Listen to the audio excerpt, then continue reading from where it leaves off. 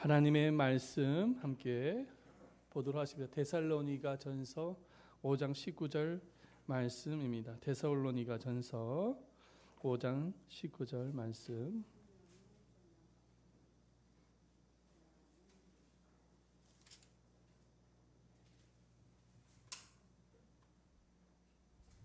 데살로니가 전서 5장 19절입니다.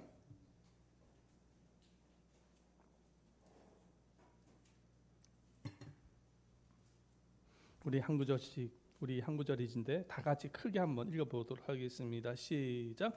성령을 소멸하지 말. 자, 한 번만 더 따라해 보겠습니다. 시작. 성령을 소멸하지 말며. 우리 옆 사람과 뒷 사람과 인사하십시다. 성령을 소멸하지 마십시다. 인사하겠습니다. 시작. 성령을 소멸하지 마십시다. 아멘. 할렐루야. 우리의 생명과 건강은 호흡에 달려 있습니다.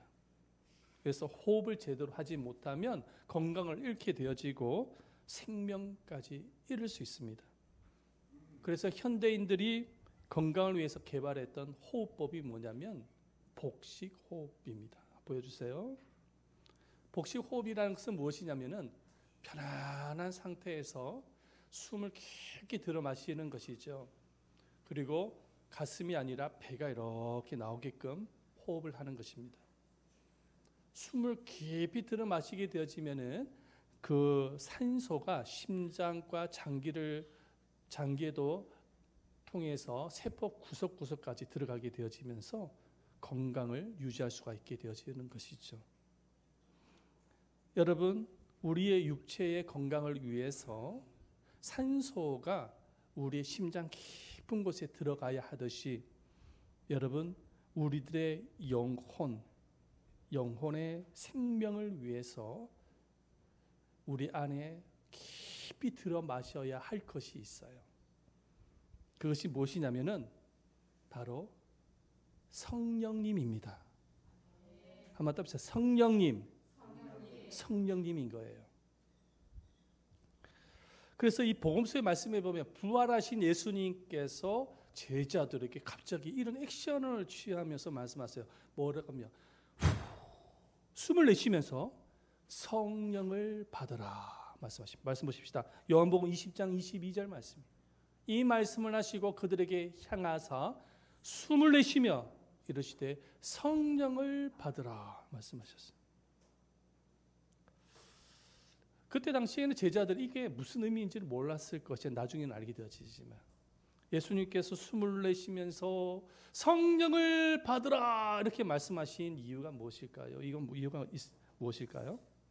여러분, 성령을 마셔야 내 영혼이 살아나게 되어지고 성령을 마셔야 내 영혼이 거듭나게 되어지고 성령을 마셔야 내 심령 속에 믿음이 생기게 되어지고 성령을 마셔야 주의 사람으로 변화가 일어나고 성령을 마셔야 성령의 능력으로 사명을 감당할 수 있기 때문입니다. 그래서 성령을 받으라 주님이 말씀하셨어요. 그런데 예수님은 성령을 받으라고만 말씀하지 않으셨어요. 자, 성령을 받았다면 성령을 소멸하지 말라고도 명령하셨어요. 자, 데살로니가전서 5장 19절 다시 한번 보십시다. 성령을 뭐하지 말며 소멸하지 말며. 성령을 받았다고 한다면은 성령을 소멸하지 말라고도 주님이 말씀하셨습니다. 그렇다면 이 성령님은 누구시길래 예수님이 이렇게 성령에 대해서 강조를 하신 것일까요? 이건 무엇일까요? 예수님이 성령님에 대해서 소개를 많이 하고 계세요. 한 두 구절 정도만 제가 가지고 왔는데 보십시다. 요한복음 14장 26절 말씀, 예수님이 성령님을 뭐라고 부르는지 다 같이 한 목소리로 읽어보겠습니다. 시작. 보혜사 곧 아버지께서 내 이름으로 보내실 성령, 그가 너에게 모든 것을 가르치고 내가 너에게 말한 모든 것을 생각나게 하리라 말씀하셨어요.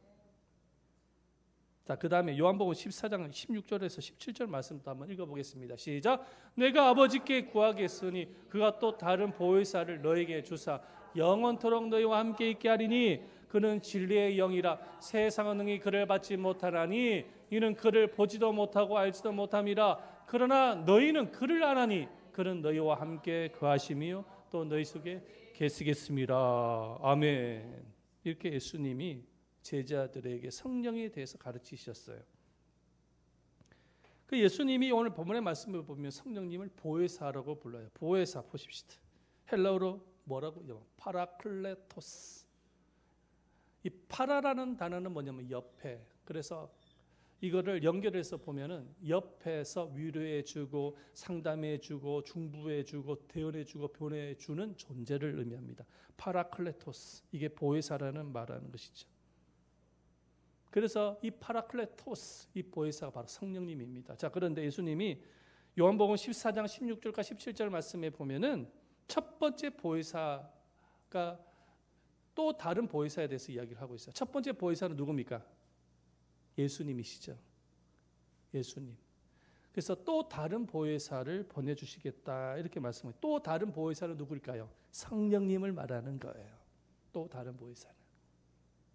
그래서 말씀해 보면은 성령님을 환영하고 성령을 받게 되어지며 성령님이 우리 안에 들어오셔서 영원토록 거하시면서 함께 하신다라는 거예요. 믿으시기를 바랍니다.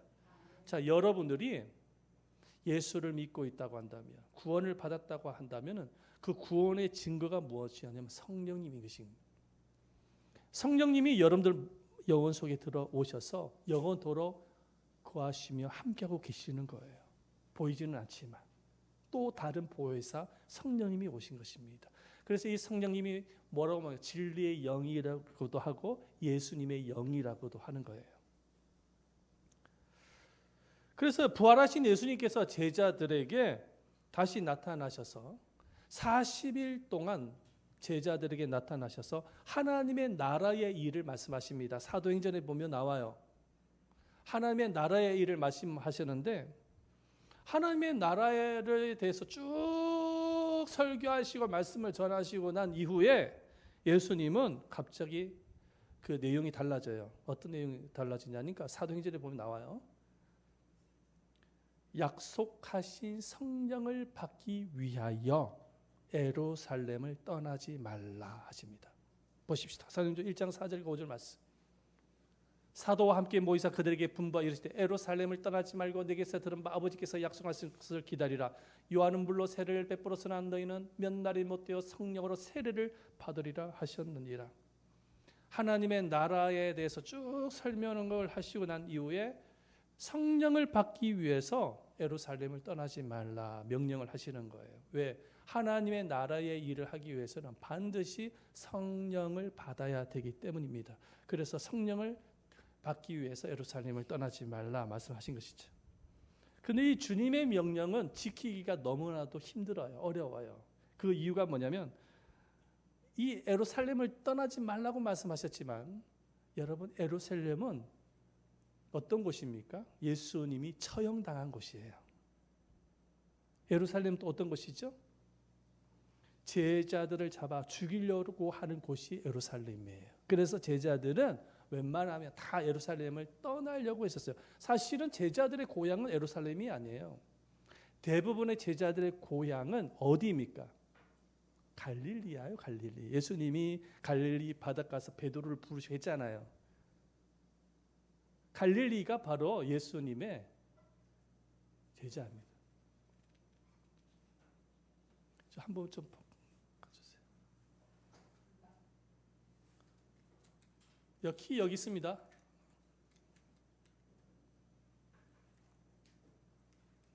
키.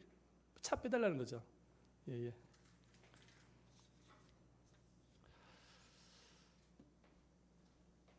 자, 죄송합니다. 이렇게 말씀을 전하다가 뭔가 이렇게 흐트러지면 안 되는데 집중해서 들으시기를 바랍니다. 할렐루야.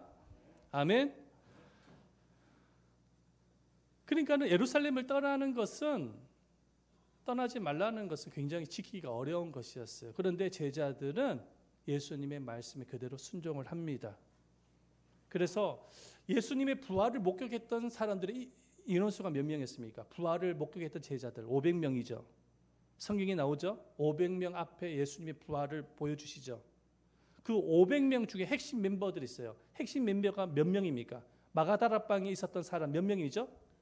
120명이에요. 그 핵심 멤버만 예루살렘을 떠나지 아니하고 예루살렘에 있던 마가다락방에 숨어서 있었던 거예요. 숨어서.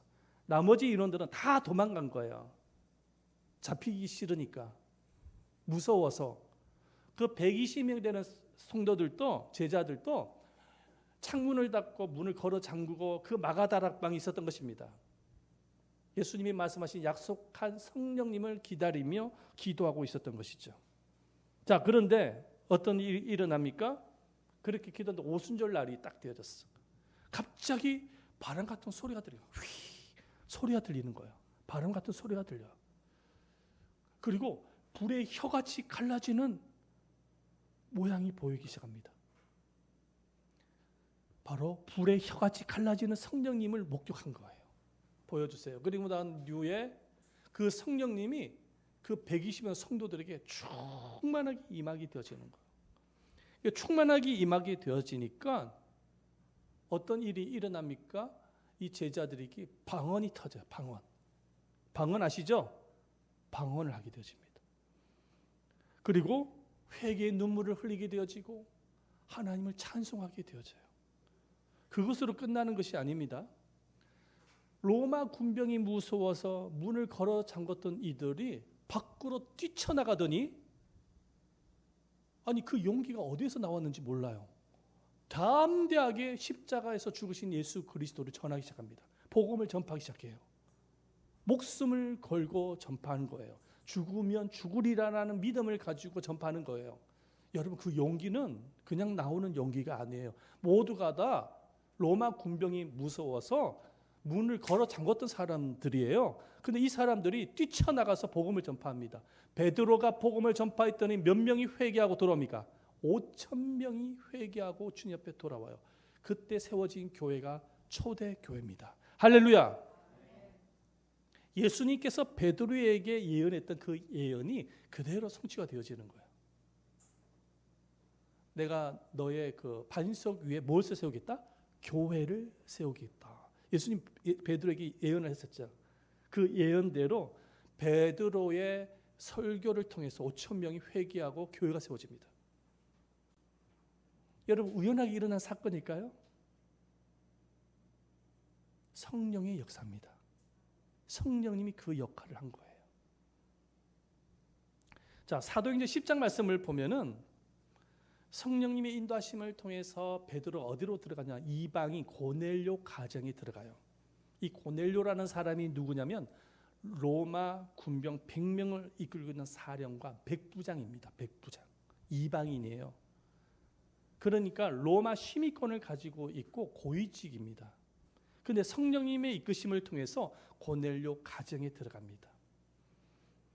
그리고 이 베드로가 그 고넬료 가정에 모여 있는 가족들 또 종들에게 예수 그리스도의 십자가의 죽음과 부활을 설교하기 시작합니다.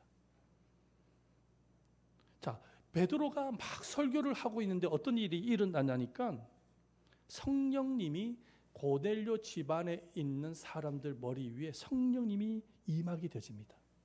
말씀 보십시다. 사도행전 10장 44절 다 같이 읽어보겠습니다. 시작. 베드로가 이 말을 할 때에 성령이 말씀 듣는 모든 사람에게 내려오시니 할렐루야. 자, 성령님이 언제 임했다고요? 베드로가 말할 때. 무슨 말? 복음을 말을 할 때. 예수님의 십자가의 죽으심과 부활에 대하여서 전파하고 있을 때 성령님이 임했다라는 거예요. 누구에게 임했다고요? 바로 말씀을 듣는 모든 사람에게, 복음을 듣고 있는 모든 사람에게 성령님이 임했다라는 것입니다. 자, 성령이 임하게 되어지자 성령이 임한 것으로 끝이 나질 않습니다. 성령이 임하고 난 이후 어떤 일이 일어나니까 성령을 받았던 이 고넬료 집안에 있었던 사람들이 모두가 다 예수를 믿고 세례를 받습니다. 할렐루야. 자, 사도행전 10장 48절 말씀이에요. 명하여 예수 그리스도의 이름으로 세례를 베풀라 하니라. 그들이 베드로에게 며칠 더 머물기를 청하니라. 예수 그리스도의 이름으로 무엇을 받았다고요? 세례를 받았다라는 거예요. 구원을 받은 거예요. 그 고넬료 가정이 교회가 되어지는 거예요. 할렐루야.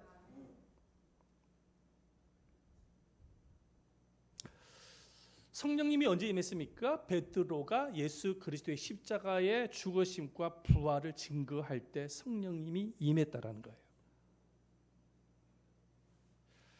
말씀을 듣는 모든 사람에게 임했다라는 것입니다. 자, 이것을 통해서 우리가 발견할 수 있는 것이 뭐냐면 한번 따보자. 성령님은 언제나 말씀과 함께 일하신다. 말씀과 함께 일하셔요. 여러분, 천지 만물을 하나님이 창조하실 때 보시기를 바랍니다. 창세기 1장 말씀에 보면은 여호와의 신이 수면에 운행하시느라. 여호와의 신은 바로 성령님을 의미합니다. 근데 그때 땅은 어떤 상태였습니까? 땅은 여전히 혼돈하고 공허하고 흑암의 깊은 위에 있었습니다. 다시 말해서 아무런 일도 일어나지 않는 상태예요. 흑암, 캄캄한 어두움, 아무런 일도 일어나지 않는 상태예요. 그런데 여호와의 신은 수면에 운행하시느니라. 운행을 하고 계세요. 자, 그런데 갑자기 하나님이 말씀하십니다. 빛이 있으라 하시매 빛이 생겼습니다. 할렐루야. 그리고 궁창이 있으라 하시매 궁창이 생깁니다. 할렐루야. 궁창의 위의 물과 아래 물로 나뉘어라 이야기했을 때 하늘이 생기고 땅이 묻히 드러나면서 땅이 만들어집니다. 할렐루야. 자, 보시기를 바랍니다. 이 말은 어떤 말입니까?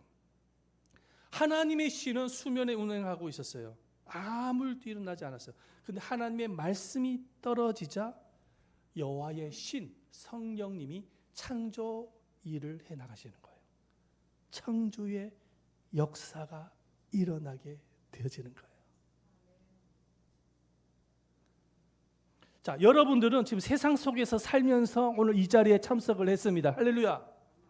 자, 그런데 이 목사라는 사람이 예수 하나님의 종으로서 말씀을 선포하잖아요. 그러면 성령님이 말씀을 통해서 창조의 역사를 나타냅니다. 할렐루야. 보이지 않는 영이 어떻게 어떤 창조 역사가 일어납니까? 병든 자가 치료를 받아요. 말씀을 듣는 가운데 창조의 역사. 마음이 치료가 되어져요. 진리를 깨닫게 되어져요. 믿음이 없었던 사람이 믿음을 갖게 되어져요. 창조의 역사. 성령님이 말씀을 통해서 창조의 일을 해나가는 거예요. 그 영혼이 거듭나게 되어지는 거예요. 창조의 역사. 성령님은 반드시 하나님의 말씀과 함께 운행하십니다. 그래서 성령을 받기 위해서는 어떻게 됩니까? 성령을 받기 위해서는 어떻게 되죠? 말씀을 들어야 됩니다. 듣는 모든 사람에게 성령이 임했다라고 아까 고넬료 가정 말씀에 기록이 되어 있죠. 그죠? 성령님이 누구에게 임했다고요? 말씀을 듣는 이들에게. 그러면 성령을 받기 위해서는 반드시 무엇을 들어야 된다고요? 말씀을 들어야 됩니다. 자, 그러면 성령님을 소멸하지 않기 위해서는 어떻게 됩니까? 성령님이 소멸되지 않기 위해서도 어떻게 됩니까? 말씀을 들어야 합니다. 성령님을 소멸하지 않기 위해서도 무엇을 들어야 된다고요? 말씀을 들어야 돼요. 근데 말씀을 안 들어요. 중요한 게. 자, 하루 일주일 동안 살아가면서 사람들의 말도 많이 듣고 텔레비전을 통해서 말도 많이 듣고 유튜브를 통해서 말도 많이 듣고 이것저것 말을 많이 듣는데 하나님의 말씀을 들어야 되는데 말씀을 전혀 듣지 아니하는 거. 하나님의 음성을 들어야 되는데 음성을 듣지 않는 거야. 그러니 어떤 일이 일어납니까? 성령님이 소멸되어지는 거예요. 이거 아셔야 됩니다. 성령이 소멸되어지는 거예요. 자, 성령이 소멸에 대해서는 나중에 다시 한번 이야기를 하고요. 자, 성령님이 말씀을 듣는 각 사람에게 임하게 되어지죠. 어떤 일이 일어납니까? 각 사람에게 성령님이 임하게 되었어요. 어떤 일이 일어나는지 보십니다. 사도행전 10장 46절 말씀입니다. 다 같이 한번 읽읍시다. 시작. 이는 방언을 말하며 하나님의 높임을 들음이라.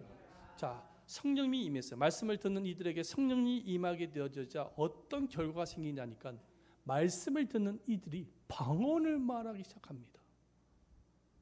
그리고 하나님을 높이기 시작해요.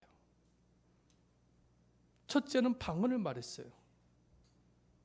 여러분, 방언의 역사는 언제 있었습니까? 사도행전 2장 말씀에 보면은 오순절 마가다락방에 방언의 역사가 있었죠. 성령님이 임했을 때에 방언을 말하죠. 그렇죠?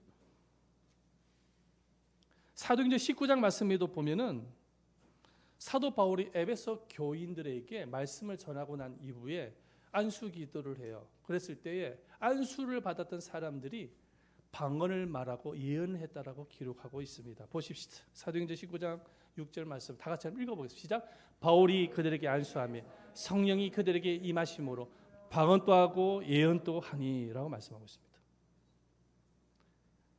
자, 그러면 우리가 이 방언을 하게 되면은 기본적으로 인식을 해야 될 것이 몇 가지가 있어요. 방언은 크게 두 종류로 나뉘어지게 됩니다.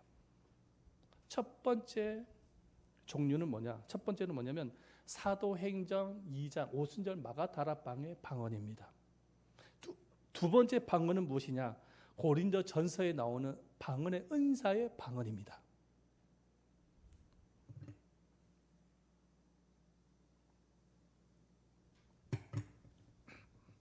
자, 사도행전은 이전에 오순절 마가다락방에 임했던 방언을 한번 생각을 해보시기를 바랍니다. 방언, 성령을 받았는데 사람들이 방언을 막 하는 거예요. 외국어를 막 하는 거예요. 일본어를 하고 한국어를 하고 중국어를 하고 막 그다음에 뭐 이스라엘어를 하고 막 미국어 영어를 막 이야기를 하고 아니 사람들이 외국어를 막 하기 시작을 하는 것입니다. 외국어를 하는데도 그곳에 모여 있었던 사람들은 그 말을 다 알아들어요. 알아듣는 거예요. 다시 말해서 언어의 통일이 이루어지더라는 거예요. 이것은 하나님의 나라와 연관성이 있습니다. 본래 하나님의 나라, 천국은 언어가 다 다를까요? 아니면 언어가 하나일까? 하나로 통일될까요? 하나님의 나라에 우리가 천국에 들어가게 되어지면 언어가 통일이 될까요? 달라질까요? 우리가 천국에 갔는데 만약에 말귀를 못 알아들으면 막 사람들이 막 여러 사람 많을 거 아니에요. 그 사람들이 막 외국어를 하는데 말귀를 못 알아들으면 그게 하나님의 나라 맞습니까? 우리가 천국에 가면은 막 말을 할 거예요. 사람들이 외국어를 그래도 다 알아듣는 거야. 무슨 말인지. 뭐 지금이야 뭐 AI를 통해서 요즘 보니까는 영어 공부 할 필요도 없더라고. 스마트폰만 있으면 다 알아듣더라고요. 요즘은 좀 그러던데 천국에 가면은 스마트폰이 필요 없어요. 그냥 다 알아듣게 돼 있어요. 왜? 하나님의 나라는 언어가 통일이 돼 있어요. 본래 하나님의 나라는 언어가 하나였습니다.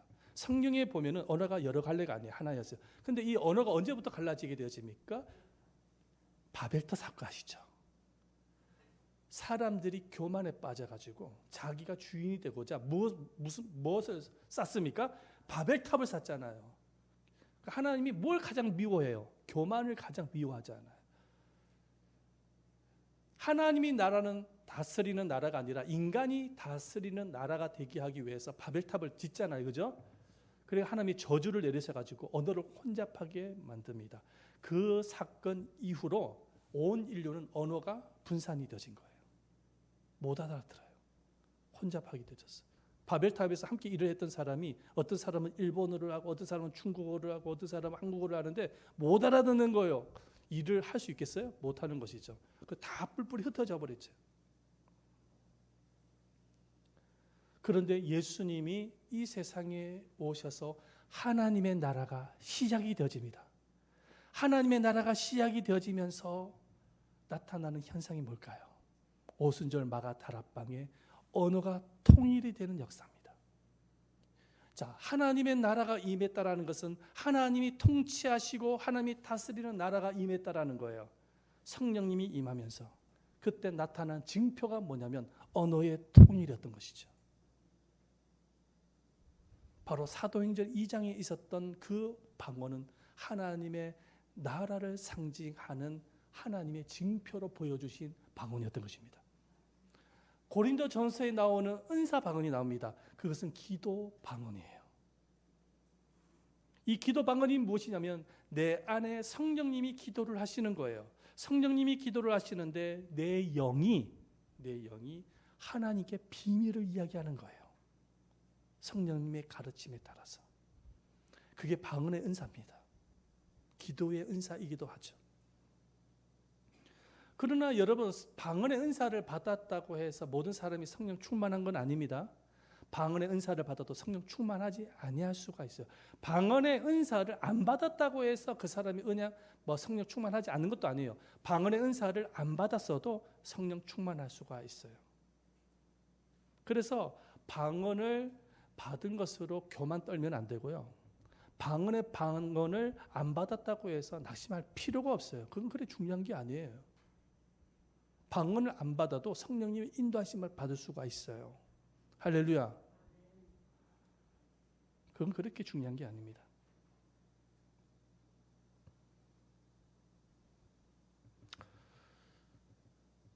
고넬료 가정에 성령이 임하게 되어지자 단 한 번도 경험하지 못한 경험을 하게 되어지는 거예요. 방언이 나오는 거예요. 그 방언이 기도의 방언인지는 잘 모르겠어요. 그런 표적이 나타나요. 방언의 은사를 받은 사람 손을 한번 들어보세요. 솔직히 손 들어보세요. 방언의 은사를 지금 받았던 사람. 네. 아직까지 방언의 은사를 못 받은 사람 손 들어보세요. 네.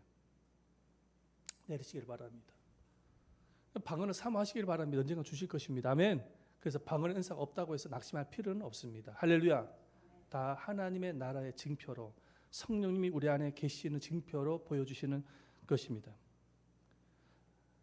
자, 고넬료 가정에 성령이 임하게 되자 두 번째 나타나는 현상이 있습니다. 하나님을 높이기 시작합니다. 자, 하나님을 높였다라는 것은 무엇이냐니까 하나님을 찬양했다라는 거예요. 고넬료 가정에 모였던 그 이방인들은 하나님이 누군지도 몰라요. 근데 성령이 임하게 되어지자 누군가가 시키지도 않았는데 하나님을 찬양하게 되어지더라고요. 여러분들이 천국에 가면 무엇을 많이 할까요? 찬양입니다. 할렐루야. 하나님을 찬양하게 되어져요. 우리가 성령의 충만함을 받았던 그 열매가 뭐냐? 성령의 충만함을 받았다라는 징표가 뭐냐? 하나님을 높이고 있으면 그 사람이 성령 충만을 받은 겁니다. 하나님을 찬양하고 하나님께 감사하면 그 사람이 성령 충만해진 거예요. 사도 바울이 에베소서 5장 18절 말씀 이런 말씀이에요. 술 취하지 말라 보여주세요. 성령의 충만함을 받으라. 자, 그리고 난 이후에 19절 말씀을 다 같이 한번 읽어보겠습니다. 시작. 시와 찬송과 신령한 노래들로 서로 화답하며 너의 마음으로 주께 노래하며 찬송하며. 자, 노래와 찬송이라는 단어가 5번 등장을 해요. 성령의 충만함을 받게 되어지면 나타나는 징표가 뭐냐? 하나님을 찬양하게 되어지는 거예요. 그래서요, 운전을 하면서도 하나님을 찬양해요. 설거지를 하면서도 찬양을 해요. 걸어 다니면서도 찬양을 해요.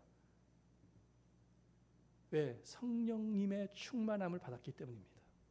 징표로 나타나요.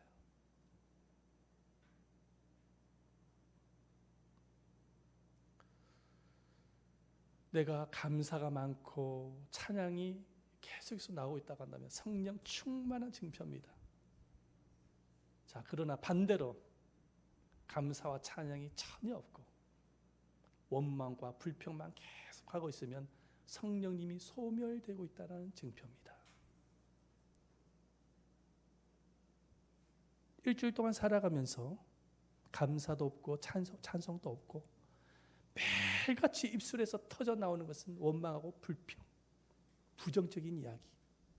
죄송합니다. 성령님이 소멸되고 있습니다.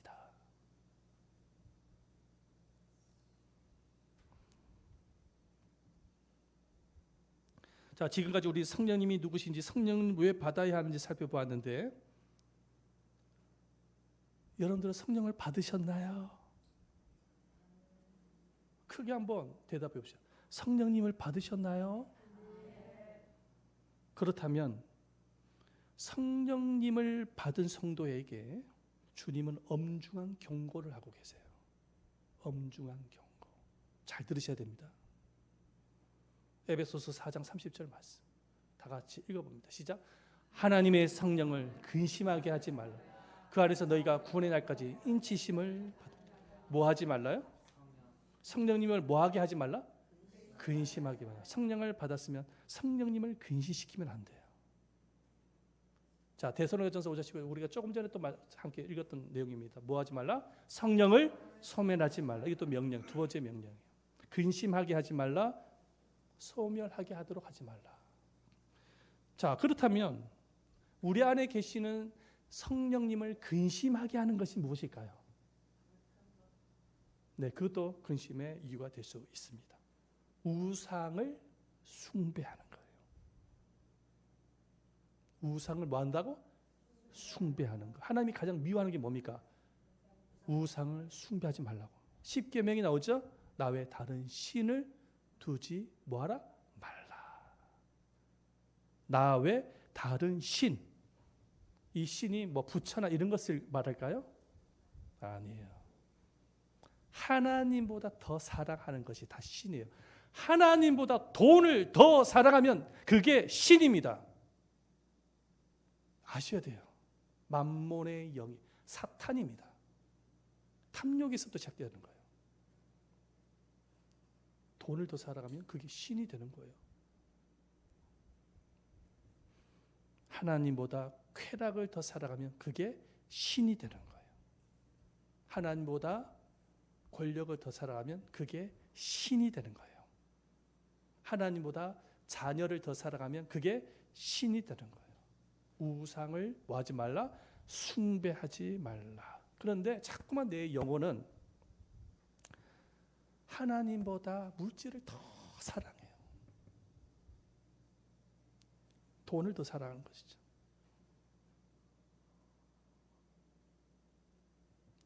살아가면서 세상에 푹 빠져 삽니다.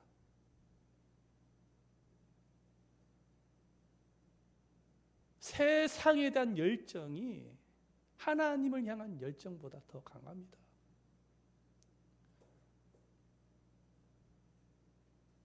오로지 듣는 것은 세상 이야기밖에 없고 오로지 관심사는 하늘에 관심을 갖는 게 아니라 땅의 것만 관심을 갖습니다.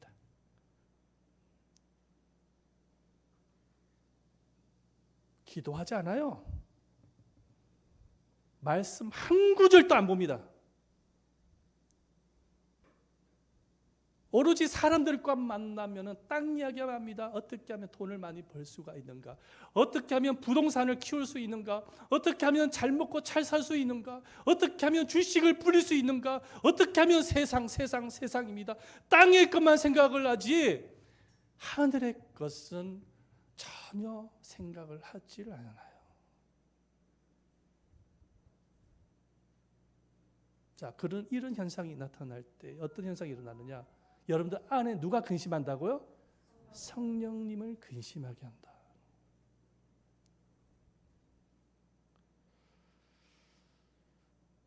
그러면서 어떤 일이 일어납니까? 성령님이 소멸되는 거예요. 소멸.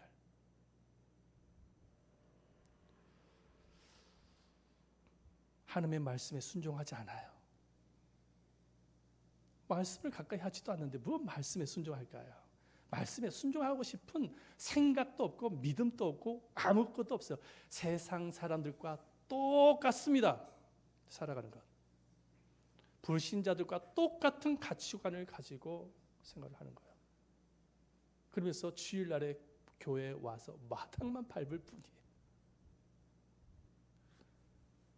성령을 소멸시키는 거예요. 그러니까 성령님이 소멸된다는 의미는 무슨 의미냐면 헬라어로 보십시다. 스펜둠이라는 단어를 쓰는데 뭐냐? 불길을 끄다, 꺼트리다, 꺼버리다. 두 번째는 억제하다, 억누르다, 질식시키다라는 의미를 갖고 있어요. 스펜둠이. 다시 말해서 하나님은 우리에게 성령을 선물로 주셨거든요. 최고의 선물이거든요. 그 성령을 통해서 믿음도 주시고, 성령을 통해서 우리 영혼을 거듭나게 하시고, 성령을 통해서 하나님의 나라를 경험하게 하시고, 우리의 영원토 임마누엘 하나님의, 그죠? 선물을 주셨어. 그런데 성령이 소멸되어진다는 것은 어떤 의미냐? 그 성령의 불이 점점 꺼지고 있다는 거예요. 성령의 불이 꺼져요. 여러분, 불의 특징이 무엇입니까? 보십시오. 뜨겁잖아요. 불의 특징은 뜨거워요. 빛이 나요. 불의 특징 뭡니까? 태웁니다. 그죠? 모든 걸 다 태워버려요. 불꽃은 또 언제나 위로 향하죠. 그리고 오직 불만이 존재를 변화시켜요. 맞죠? 여러분들이 전기밥솥에 밥, 쌀 이렇게 해가지고 얹히면은 바로 쌀이 밥이 되는 건 아니잖아요. 거기 안에 뭐가 들어가야 돼요? 불이 들어가야 돼요. 그러니까 말만은 전기인데 뜨겁게 해야 되잖아요. 전기판이. 옛날에는 전기밥솥도 없었어. 뭡니까? 장작불. 옛날에는 불을 태워야 돼요. 그래야 그 쌀이 밥으로 바뀌어지는 거예요. 그죠? 존재를 변화시키는 거잖아요. 또 불의 특징은 뭡니까? 옆으로 번지잖아요. 자, 성령이 불이 타오른 성도는 어떤 현상이 일어날까요? 이걸 보세요. 성령의 불이 타오른 성도는 어떤 현상이 일어날까요? 잘 드십시오. 예배가 뜨거워요. 기도가 뜨거워. 찬양이 뜨거워. 성령의 불이 뜨거운 성도. 반대로 성령의 불이 꺼진 성도는 어떤 성도일까요? 예배가 죽었어. 찬양이 죽었어. 기도가 죽었어. 기도의 열정, 찬양의 열정, 예배의 열정이 식었어. 성령의 불이 있는 성도는 얼굴을 보면 항상 밝아요. 빛이 나요. 성령의 불이 꺼진 성도의 얼굴을 보면 항상 어두워요. 성령의 불이 있는 성도는 회개를 통해서 죄를 태워요. 날마다 죄에 민감합니다. 티끌만한 죄를 범해도 회개합니다. 그죠? 성령의 불이 꺼진 성도는 회개하지 않습니다. 죄의 노예가 되어서 살아갑니다. 그럼에도 양심의 가책은 콩알만큼도 없습니다. 성령의 불이 있는 성도는 항상 위의 것을 찾아요. 하나님을 찾아요. 성령의 불이 꺼진 성도는 땅의 것만 찾습니다. 땅, 세상. 온통 관심사가 땅입니다. 사람 만나면 맨날 정치 이야기하고 이런 것만 생각하는 거예요. 정치 이야기.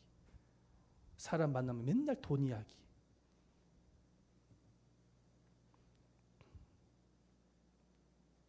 성령의 불이 있는 성도는 어떻게 하면 주님을 기쁘시게 할까에 초점이 맞춰져 있어요. 어떻게 하면 교회를 세워갈 수 있을까? 초점이 맞춰져 있어요. 어떻게 하면 영혼을 구원할 수 있을까에 초점이 맞춰져 있어요. 성령의 불이 꺼진 성도는 어떻게 하면 나의 영광을 위해서 살까? 나의 만족을 위해서 살까? 나의 성공을 위해서 살까? 하나님이 아니야. 다 누구예요? 나. 성령의 불이 꺼진 성도.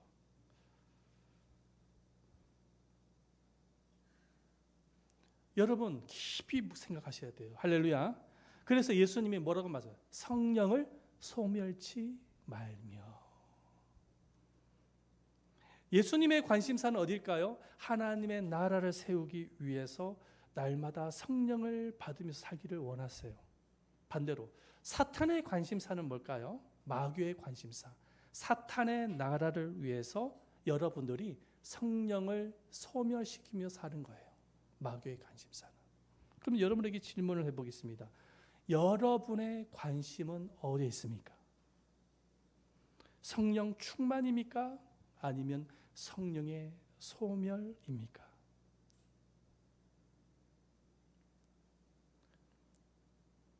혹시 여러분들 중에 성령이 소멸되어 있는 성도는 없습니까? 예배에 대한 열정이 많이 식어버렸어. 기도의 열정도 식어버렸어. 이제는 기도도 하고 싶지가 않아. 찬양도 하고 싶지가 않아. 봉사와 헌신도 힘들어. 그냥 피곤해요. 전도에 대한 열정은 꽝이에요. 없어요. 하나님을 향한 모든 열정이 혹시 성령의 소멸과 함께 식어버린 것은 아닌지 질문하고 싶습니다. 오직 세상에 대한 열정만 가득한 거죠. 하나님의 음성을 들으시기를 바랍니다. 따르십시다. 성령을 소멸하지 말라. 소멸하지 말라.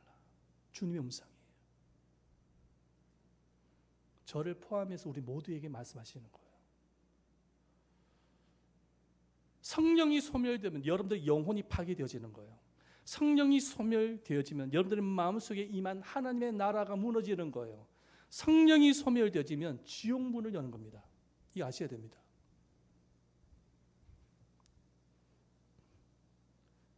그래서 영적으로 항상 깨어 있어서 주님 말씀하시죠. 항상 깨어 있어라.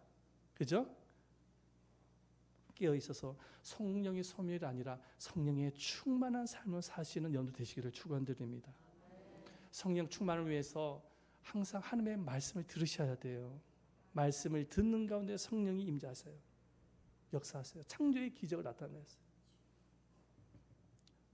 그리고 기도하고 예배를 소중히 여기고 순종하고 주님께 영광을 돌리고 전도하고 하나님을 기쁘시게 하는 여러분들 되시기를 축원드립니다. 그럴 때에 성령의 충만한 은혜를 주시는 거예요. 그 성령이 이끄심을 통해서 창조의 역사가 일어나요. 기적이 일어나요. 능력이 나타나요. 믿으시기를 바랍니다. 아멘. 우리 한번 이 시간에 이 찬양을 같이 하기를 원하는데 성령을 사모하는 마음으로